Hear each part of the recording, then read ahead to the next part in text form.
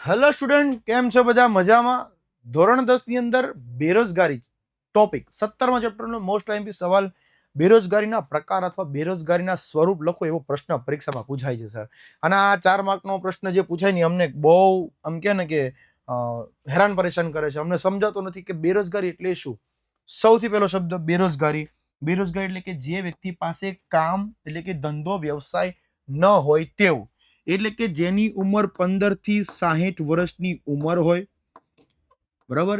જે વ્યક્તિને પ્રવર્તમાન એટલે કે બજારમાં જે ભાવ ચાલે છે એ ભાવે કામ કરવા માટે ઈચ્છા હોય, વૃત્તિ હોય, એટલે કામ કરવું જ છે, એમની પાસે શક્તિ હોય, હાથ પગ મજબૂત છે, લાયકાત એટલે કે ભણેલો છે, આવડત એટલે કે કલા કૌશલ્ય છે જેમની પાસે, આ બધું જ હોવા છતાં એમને કામ નથી મળતું, એને બેરોજગાર કહેવામાં આવે છે. આ એની વ્યાખ્યા. આવા પરિસ્થિતિમાં રહેતા વ્યક્તિને બેકાર અથવા બેરોજગાર કહેવામાં આવે છે.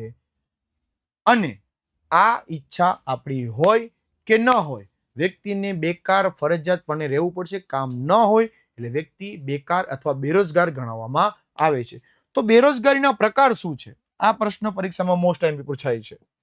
પહેલું, ઋતુગત બેરોજગારી. ઋતુગત બેરોજગારી એટલે કે ભારતમાં ખેતી ક્ષેત્રે અપૂરતી સગવડ એટલે કે પાણી ન હોવાના કારણે કુવા ટ્યુબવેલમાં અથવા તો વરસાદ અનિયમિત એટલે કે ક્યારેક પડે ક્યારેક ન પણ પડે, એવા સમયમાં 3 થી 5 મહિના બેસી રહેવું પડે છે, એને ઋતુગત બેરોજગારી કહેવામાં આવે છે.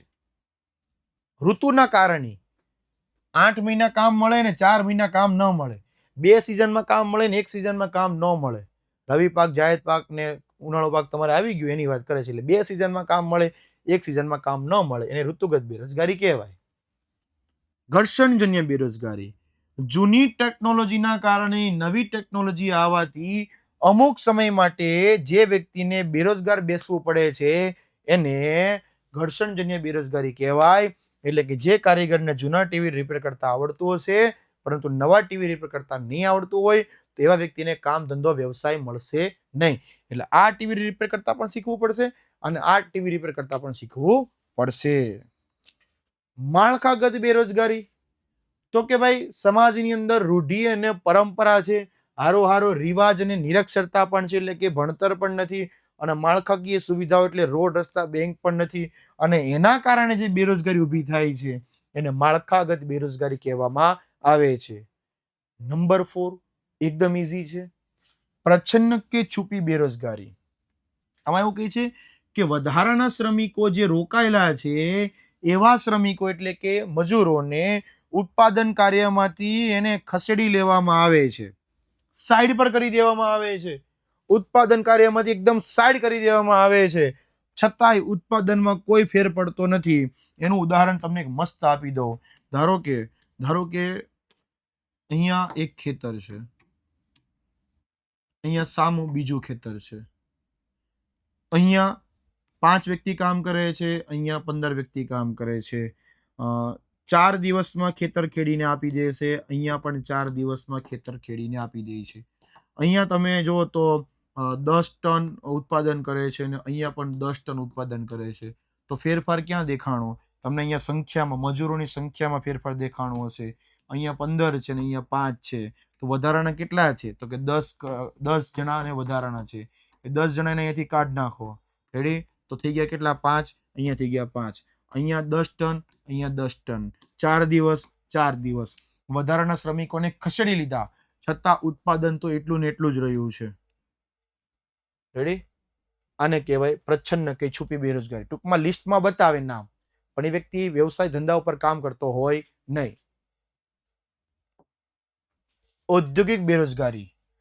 ઉદ્યોગોના કારણે વ્યક્તિને ટૂંકા કે લાંબા સમય કામ વિનાનું થવું પડતું હોય છે, એને ઔદ્યોગિક બેરોજગારી કહેવામાં આવે છે.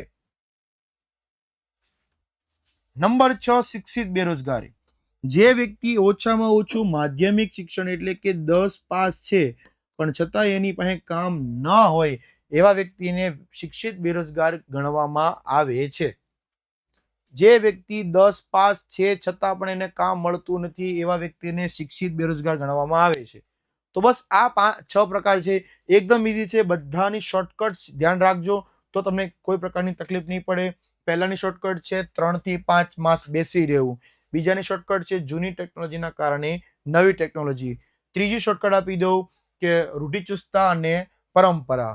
ચોથી શોર્ટકટ આપી દઉં કે ઉત્પાદનના કાર્યમાંથી ખસેડી લેવાના છે. પાંચમી શોર્ટકટ આપી દઉં ઉદ્યોગોના કારણે બેરોજગાર. અને છઠ્ઠી શોર્ટકટ આપી દઉં કે ઓછામાં ઓછું 10 પાસ. આ 6 શબ્દ યાદ રાખશો તો 6 પ્રકાર આવડી જશે. બહુ ઈઝી સવાલ છે. આવી જ રીતે કન્સેપ્ટ સાથે ભણવા માટે આપણી ચેનલની અંદર સબસ્ક્રાઇબ કરી દેજો અને ફરી મળીશું. ત્યાં સુધી હું પાર્થચાર્ય આપની વચ્ચેથી વિદાય લઉં છું. બાય.